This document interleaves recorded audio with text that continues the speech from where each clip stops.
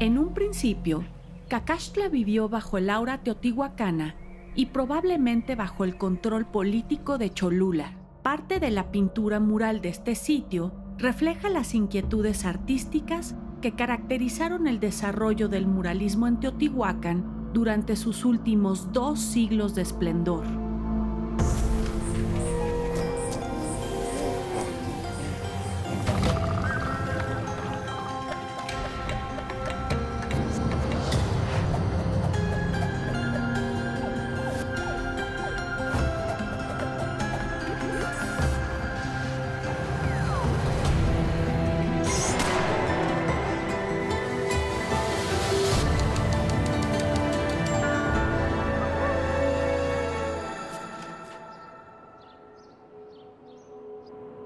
Alrededor del año 650 de nuestra era, la desestabilización de la estructura gubernamental de Teotihuacán trajo como consecuencia la reducción de la población y el tamaño de la ciudad. Perdiendo el control y contacto con otros centros de poder que obstruyeron sus rutas comerciales, como sucedió con Cantona y el corredor teotihuacano a la costa del Golfo. Me dirijo hacia el norte de la cuenca de Oriental, en el estado de Puebla, donde se encuentran la zona arqueológica de Cantona y mi colega Javier Martínez. Ambos colaboramos juntos con el maestro García Cook y ahora él se encuentra al frente del proyecto de investigación en esta ciudad que fue construida piedra sobre piedra. Emplazada sobre varios derrames de lava, es la que tiene más juegos de pelota en toda Mesoamérica. Cantona ocupa un área impresionante. Los cálculos iniciales nos hablaban de un poco más de 14 kilómetros cuadrados. Por supuesto, con el paso del tiempo, el crecimiento de la mancha urbana y otras cosas, bueno, se ha ido reduciendo todo esto, pero por lo menos son 12 kilómetros de una construcción muy apretada. Uno pensaría, ¿por qué la gente escogió un sitio como este? Ahorita nosotros estamos aquí, a lo mejor estamos sufriendo ya de calor, porque este es un calor de altura. Nosotros estamos en este momento arribita de los 2.500 metros de altitud. El calor se siente, por supuesto el frío también. Entonces, el ambiente es árido, el ambiente es inhóspito, no solamente porque es un pedregal, sino porque no llueve, porque el clima es extremoso, es demasiado frío en las mañanas, mucho calor en la tarde, es seco. Todo esto uno pensaría que no ofrece condiciones propicias para el desarrollo humano como las que se podrían encontrar en otros sitios. Sin embargo, el emplazamiento de Cantona fue muy pensado.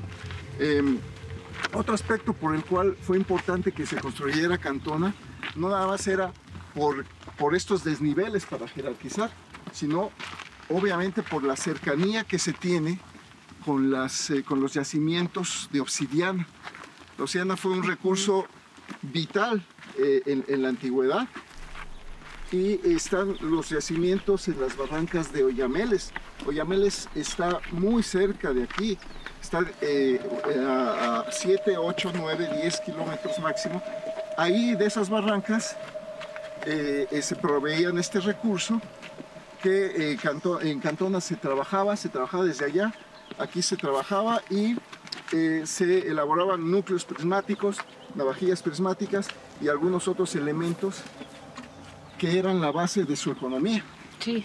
Con ellos comerciaban con todas partes y a cambio recibían otro tipo de bienes. Entonces estamos ingresando a un complejo arquitectónico típico en Cantona, pirámide, plaza, cancha de juego de pelota. Así es. En otras partes también existe esto. En el sur de Puebla también existen este tipo de conjuntos alineados, pero aquí, digamos, es la especialidad de la casa. Hay 14 como estos. Sí. Algunos de ellos tienen no solamente una, tienen 2 plazas. Estos discos de caliza, que es, pues la caliza se reservaba como para marcar cosas muy particulares, donde hay muertos, los botadores de las canchas de juego de pelota.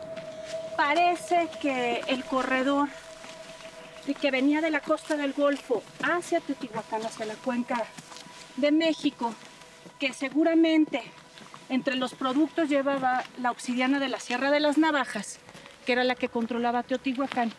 Posiblemente Cantón, al estar en este punto central entre ese corredor, puede ser que la explotación masiva de la obsidiana de Oyameles haya de alguna manera afectado, digamos, la economía, o que Cantón haya podido bloquear este corredor. Es una de las hipótesis. No por eso que haya caído Teotihuacán, pero sí puede ser uno de los factores económicos. Pues sí, fue un factor dentro de muchos otros más, pero indudablemente Cantona colaboró en ese sentido. De la cuenca de México, en donde se encuentra Teotihuacán, si nosotros agarramos un mapa, Cantona se ubica casi justo a la mitad entre la cuenca y la costa del Golfo. Esta ubicación geográfica pues le ofreció una condición inmejorable pues para tener el dominio de la circulación de ciertos bienes de importancia. Y no solamente eso, porque pues este corredor teotihuacano viene justamente aquí, pasa al norte de la Malinche, que vemos ahí al fondo. Ahorita el día está un poco con calina, pero pasa al norte, Teotihuacán, Calpulalpan, cerquita de Huamantla, que es en este sentido, y viene hacia acá. Es un lugar estratégico geográficamente, y por eso tuvo su importancia durante este periodo final de Teotihuacán. Cantona y Teotihuacán fueron sincrónicos, fueron contemporáneos a lo largo de sus desarrollos. Parece ser que Cantona fue más grande en un principio, te estoy hablando del formativo superior, de lo de Teotihuacán, que fue una barbaridad ya durante el clásico, pero siempre fueron competidores, cada quien en su esfera regional. Cantona dominaba, tú conoces a la perfección todos los sitios que fueron abasteciendo a lo largo del tiempo a cómo se concentraron, o Cantona los aglutinó en su desarrollo posterior, y hacia el 650, cuando declina o empieza el declive de Teotihuacán, Cantón es muy fuerte, es muy fuerte. Entonces, como comentaba hace rato, todavía se aprovecharon algunas generaciones de este proceso histórico que sucedió en Teotihuacán para ellos mantenerse fuertes, todavía por unos 100 años más.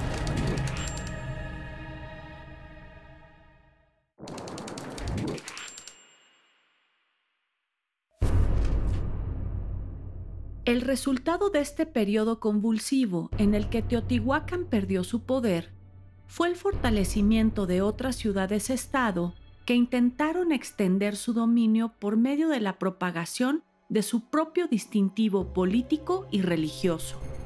Tal fue el caso de La Quemada en Zacatecas. La Quemada es la ciudad prehispánica más grande del norte de México y controlaba el Valle de Malpaso a través de distintas redes de intercambio.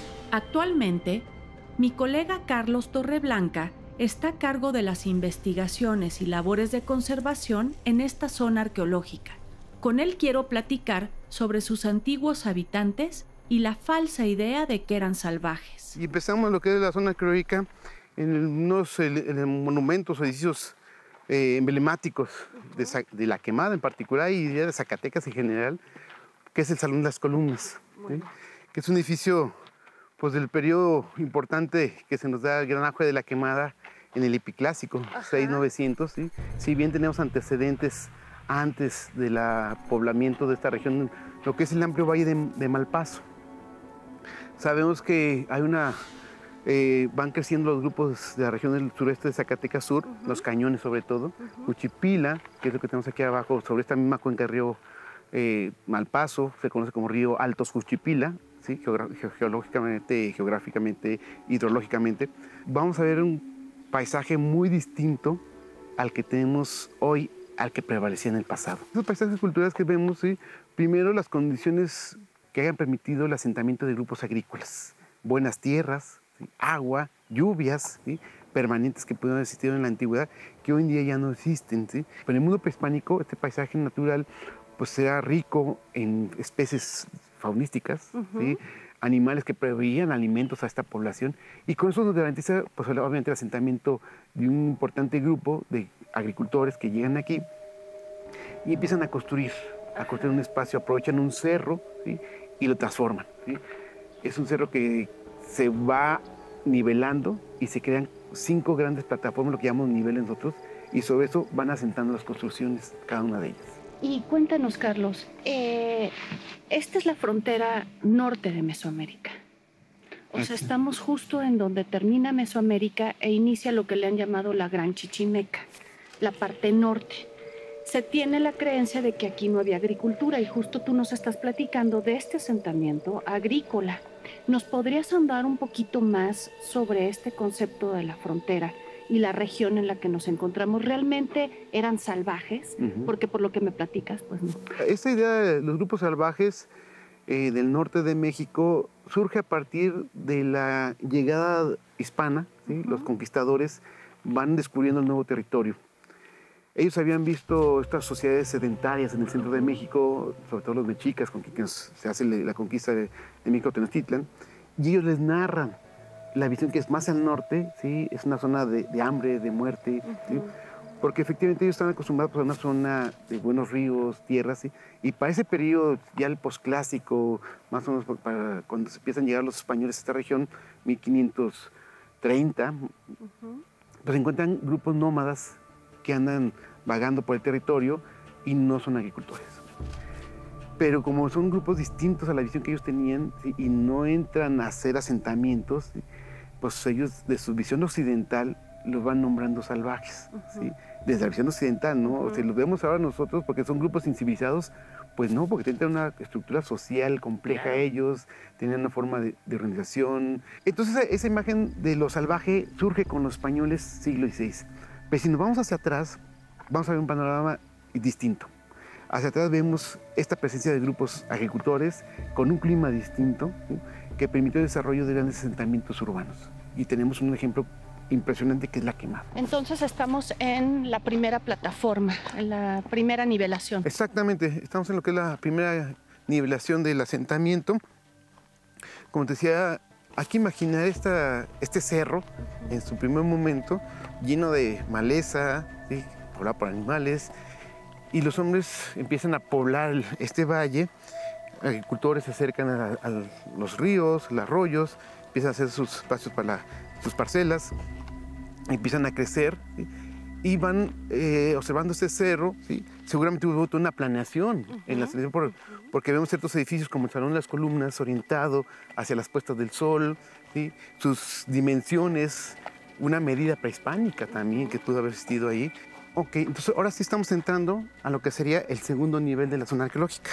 Dejamos el primer nivel donde tenemos edificios importantes como el Salón de las Columnas, el juego de pelota, la pirámide votiva. Y después ya vamos a encontrar esa primera gran plataforma, ¿sí? En la cual ya estamos subiendo, que bueno, la Quemada ha sido durante muchos años una gran especulación sobre su población. A un inicio se pensaba que este lugar era Chicomostoc y se asociaba con los aztecas, sobre todo porque bueno, son los españoles quienes llegan, habían hablado con los aztecas, los mexicas en el centro de México, traen esta idea de la mitología de los mexicas, vienen grupos mexicas con ellos y en ese asentamiento ven la ciudad y dicen, pues, Chicomostoc, y lo asocian, ¿no? El padre Tello, padre Clavijero, el Torquemada, que es el primero que los dice, y se le queda la idea de Chicomostoc. Y finalmente el nombre de la Quemada nos hace muchas especulaciones porque se encuentra dentro de la hacienda de la Quemada. O sea, el nombre original era las ruinas de la hacienda de la Quemada. Y después se le quita hacienda y es ruinas de la Quemada, ¿sí? Y este puede ser un fenómeno que pudo haber sucedido en el mundo prehispánico o en un mundo colonial, es decir, que se haya incendiado algo. Quizá una hacienda, alguna propiedad de ellos, ha sido incendiada por se pusieron la hacienda de la Quemada. Pero lo que sí sabemos que en el mundo prehispánico la ciudad fue incendiada al final. Eso es lo que te iba a preguntar. Yo tenía la idea de que se llamaba la Quemada por ese incendio que tienes evidencia en el Palacio de las Columnas, ¿no? Sí, exactamente. Ahí tenemos el incendio en varios puntos. Sí, se ve que es un incendio generalizado en el asentamiento. Encontramos restos a la hora de excavar de maderas calcinadas, techos consumidos que a la hora que se incendió se usaban maderas para las vigas, para todos los soportes. Se calcinaron, vinieron, se cayeron y sellan un contexto. Es muy interesante cómo sellan los contextos. Y eso nos ha permitido generar la idea, la hipótesis de que al final hay una especie de conflictos internos, no lo podemos todavía explicar en su totalidad, pero sí hay un fenómeno que genera que esta ciudad sea incendiada, quizá de manera ritual, para abandonarla, quizá conflictos sociales, no lo sé todavía, no lo sabemos en concreto, pero que sí hay evidencias del incendio, lo hay. Y al tercer nivel que estamos caminando ahorita, vas a ver lo que serían el patrón tradicional constructivo, lo que es la plaza, esas plazas hundidas, o sea, desde niveles propiamente, tiene esas plazas. Luego vas a encontrar el altar en el centro, sus escalinatas de acceso y basamento piramidal. Son cosas que apenas empezamos a investigar. Ya ha habido varios proyectos de investigación que han abierto estas líneas, ¿sí? Nos faltan muchas cosas por entender, ¿sí? Y La Quemada, pues, es uno de los sitios que nos ha ido despejando estos grupos del norte de México, como decíamos, y tener otra perspectiva muy distinta a lo que teníamos antes.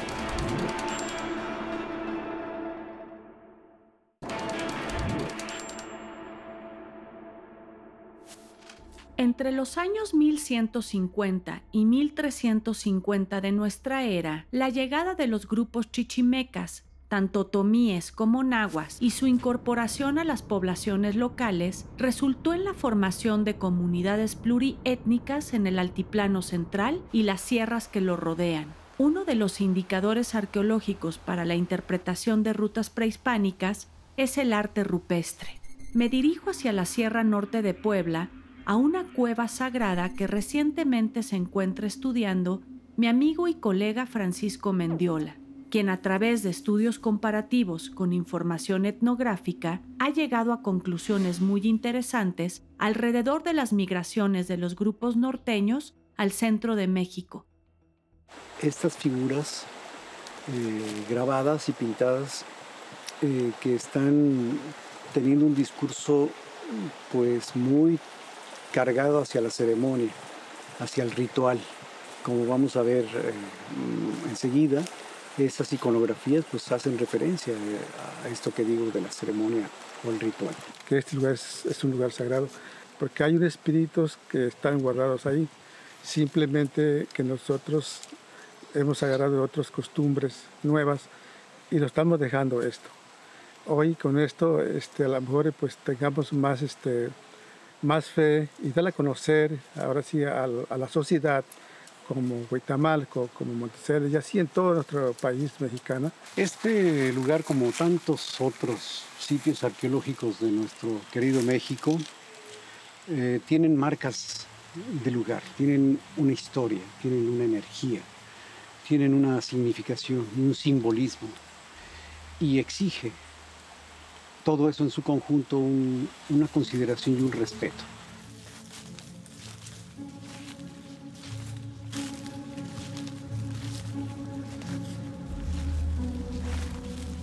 Sí es importante que en el tiempo, en el espacio y en la cultura se ubique esta expresión graficada en roca de una manera amplia, sin ataduras, ¿no?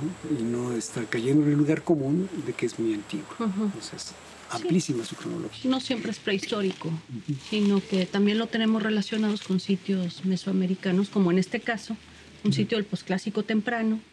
¿Y qué está sucediendo en esa época, en esta región, Francisco? Seguramente ese escenario de migraciones y también de intercambios constantes. Sí, hay una riqueza aquí de biodiversidad impresionante. La tierra es muy fértil, hay mucha agua. Claro. De al raso. Y es esta figura. Ah, sí. Este es un peyote, pero el peyote aquí en este caso no está mordido. Está completo, tiene todos sus gajos. Aquí estamos junto a la representación de un venado y está grabado, pero también está pintado de blanco. El venado en realidad es un esquematismo de un cuadrúpedo, que puede ser también un coyote, pero si es venado, aunque tiene la cola muy larga, para ser venado, podríamos estarlo asociando al peyote en sí. Sí, este es un panel en cuadrado o rectángulo que está representando una escena de ceremonia de ingestión de peyote. Para el norte este tipo de escenas se les conoce como mitote, el mitote, que es la fiesta de la ingesta del peyote. Tenemos figuras posiblemente zoomorfas, este es un esquemático con cola, pero hay figuras humanas, en actitud de danza. Y de hecho, pues todas estas formas zoomorfas y también antropomorfas están danzando.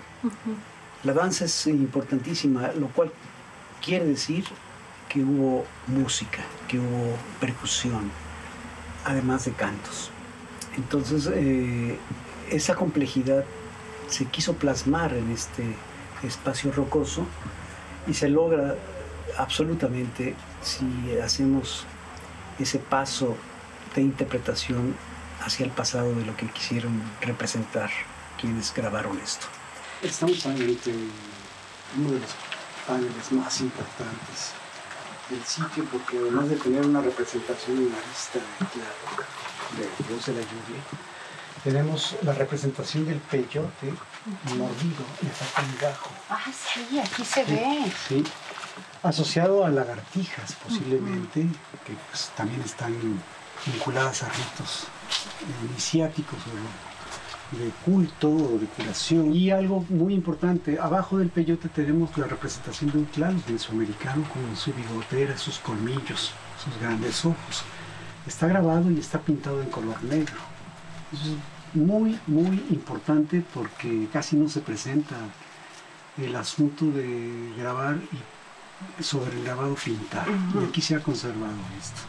Entonces este panel pues es una apología al peyote como elemento central de la fiesta y del mitote.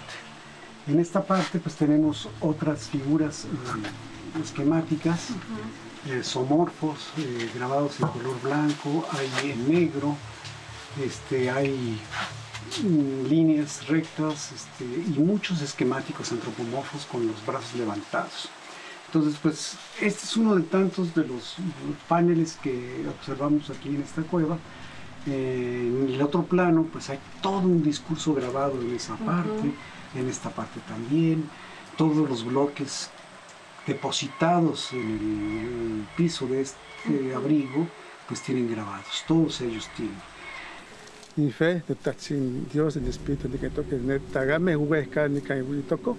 Y otras que como herencia, Ashka, Donijin, Topiriwan, de toque, Vanemi, Matjitapuica, Mamayuchawaka, Mamapuiki, Matataspalo, que diga como Cachicual de Yolo, Mayor Paki, de lugar, que me Guaitamal, que me Nica en Monteseli, o aunque me nochindo pueblo de Nica en Taltipac, Tequila, México, o Tenochtitlán.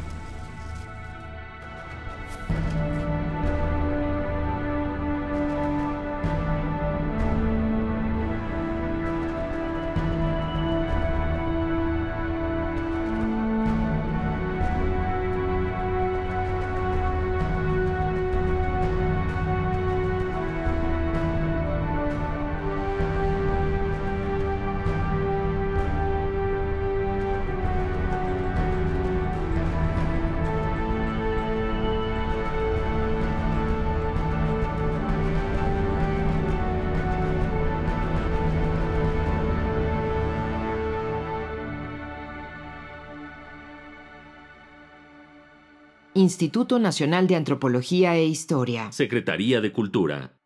Gobierno de México.